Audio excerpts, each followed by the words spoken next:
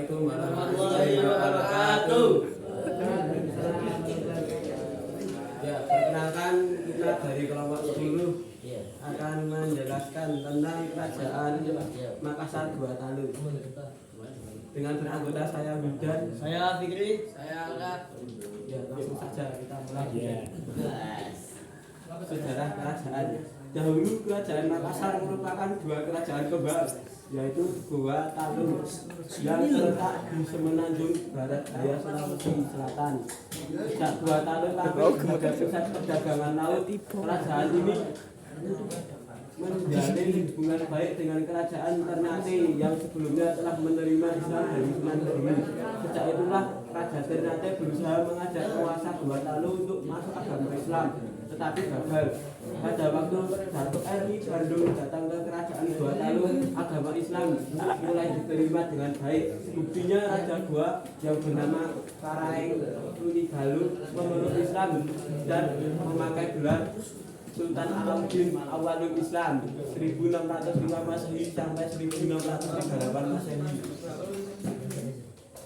Raja-raja setelah Sultan Alauddin wafat, penerusnya adalah Sultan Muhammad Said 1638 sampai 1653 Masehi. Setelah Sultan Muhammad Said wafat penguasa, berikutnya adalah Sultan Hasanuddin yang berkuasa sejak tahun 1653 Masehi. Pada masa pemerintahannya, Makassar mencapai puncak kejayaan yang ia berhasil membangun Makassar menjadi kerajaan yang menguasai jalur perdagangan di wilayah Indonesia dan di bagian wilayah timur.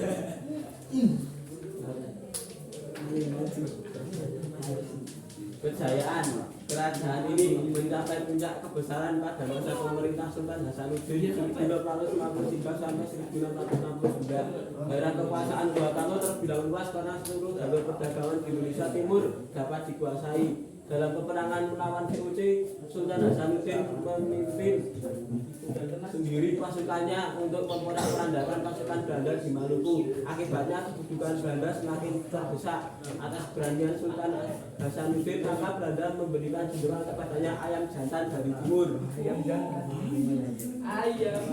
Perjanjian Gaya. 1. Belanda memperoleh monopoli dagang rempah-rempah di Makassar. 2. Belanda mendirikan benteng di Makassar. 3. Makassar harus melepaskan daerah kekuasaannya berupa daerah di luar Makassar.